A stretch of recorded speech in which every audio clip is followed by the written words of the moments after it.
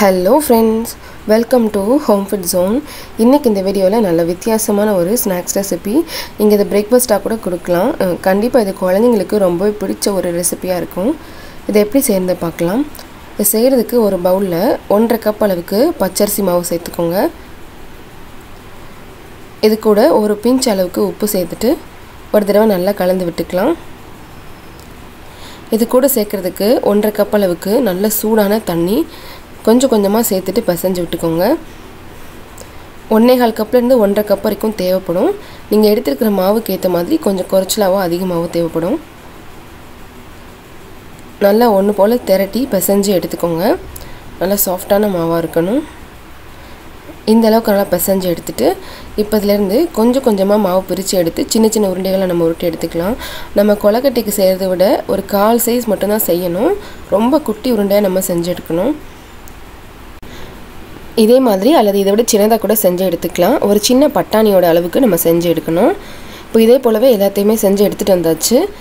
இது கூட சேர்க்கிறதுக்கு 1.5 கப் அளவுக்கு தேங்காய் துருவி எடுத்து வச்சுக்கோங்க. இப்போ இதை நம்ம செய்ய ஆரம்பிக்கலாம். இந்த மாதிரி ஒரு சின்ன கிண்ணம் எடுத்துக்கோங்க. இதில் அடியில் ஒரு லேயர் தேங்காய் போட்டுக்கலாம். மேலே இந்த மாதிரி உருண்டைகள் எடுத்து சேர்த்துட்டு இதுக்கு மேலே திரும்பவும் தேங்காய் சேர்த்துட்டு லேசாக அமுக்கி விட்டுக்கோங்க. தேங்காய் உங்களுக்கு விருப்பமான அளவு கூடவோ குறைச்சலோ நீங்கள் சேர்த்துக்கலாம். இதே போலவே எல்லாத்தையுமே ரெடி பண்ணி எடுத்துக்கோங்க. இப்போ இதை நம்ம வேக வச்சு எடுக்கலாம். ஒரு பாத்திரத்தில் தண்ணி ஊற்றி சூடு பண்ணிக்கோங்க. இதை இந்த மாதிரி ஒரு தட்டு வச்சுட்டு இந்த மாதிரி எல்லா கிண்ணத்தையும் உள்ளே சேர்த்துக்கோங்க. வேர்வை தண்ணி படாமல் இருக்கிறதுக்காக ஒரு வாழை இலை மேலே வச்சு மூடிட்டு இதுக்கு மேலே ஒரு மூடி போட்டு ஒரு 5லேருந்து 8 நிமிஷம் வரைக்கும் ஹை ஃப்ளேமில் வச்சு வேக வச்சு எடுத்துக்கோங்க.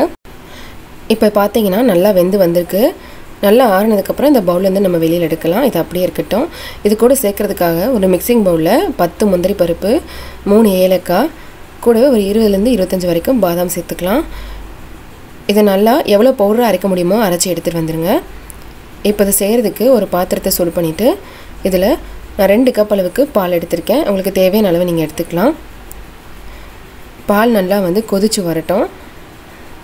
பால் நல்லா கொதிச்சு பொங்கி வர்ற இந்த சமயத்தில் நம்ம அரைச்சி எடுத்துகிட்டு வந்திருக்கிற நட்ஸ் பவுடரையும் இதுக்குள்ளே சேர்த்துக்கலாம். நல்லா கெட்டி பிடிக்காமல் கலந்து விட்டுக்கோங்க. ஒரு தடவை நல்லா பொங்கி வர வரைக்கும் அப்படியே இருக்கட்டும். இப்போ பார்த்தீங்கன்னா ஒரு கொதி வந்துருச்சு. இப்போ ஸ்டவ் ஆஃப் பண்ணிவிட்டு இது கூட 2 டேபிள் ஸ்பூன் அளவுக்கு வெல்லம் சேர்த்துக்கலாம். கொதிச்சிட்ருக்கிற சமயத்தில் வெல்லம் சேர்த்தோன்னா தெரிஞ்சு போகிறது கூட சான்ஸ் இருக்குது. அதனால் ஸ்டவ் ஆஃப் பண்ணிவிட்டு நீங்கள் சேர்த்துக்கோங்க. இந்த ஹீட்லேயே உங்களுக்கு நல்லா கரைஞ்சிரும். இப்போ பார்த்தீங்கன்னா நமக்கு தேவையான பால் ரெடி. இதை எப்படி சர்வ் பண்ணுறதுன்றதை பார்க்கலாம். நம்ம வேக வச்சு எடுத்து போட்டு ஒரு பிளேட்டுக்கு மாற்றிக்கலாம். இந்த மாதிரி கவுத்தி லேசாக தட்டினீங்கனாலே உங்களுக்கு பிரிஞ்சு வந்துடும். இது கூட ஒரு 1/2 டீஸ்பூன் அளவுக்கு மேலே நெய் கூட சேர்த்துக்கலாம். இதில் நம்ம கொதிக்க வச்சு எடுத்த பால் நல்லா சூடாக இருக்கும் போதே சேர்த்து சாப்பிட்டிங்கன்னா ரொம்பவே அருமையாக இருக்கும். இந்த பாலோடு சேர்த்து இதை சாப்பிட்றதுக்கு ரொம்ப ரொம்ப நல்லாயிருக்கும். கண்டிப்பாக இதை கிட்ஸ் ரொம்பவே என்ஜாய் பண்ணி சாப்பிடுவாங்க. இது மணிப்புட்டுன்னு சொல்லுவாங்க. யூஸ்வலாக அதை தேங்காய் பாலோடு சேர்த்து சர்வ் பண்ணுவாங்க. ஆனால் இந்த மாதிரி நட்ஸ் பாலோடு சேர்த்து சாப்பிட்றது கண்டிப்பாக ரொம்ப நல்ல காம்பினேஷனாக இருக்கும். கண்டிப்பாக இதே மாதிரியே நீங்களும் செஞ்சு பாருங்கள். இந்த ரெசிபி உங்களுக்கு பிடிச்சிருந்ததுன்னா லைக் பண்ணுங்கள், ஷேர் பண்ணுங்கள், கமெண்ட் பண்ணுங்கள். கண்டிப்பாக ஹோம் ஃபுட் ஜோனுக்கு சப்ஸ்கிரைப் பண்ண மறக்காதீங்க. இதே போல் இன்னும் நல்ல ரெசிபியோட நாளைக்கு உங்களை மீட் பண்ணுறேன். அது வரைக்கும் பாய்.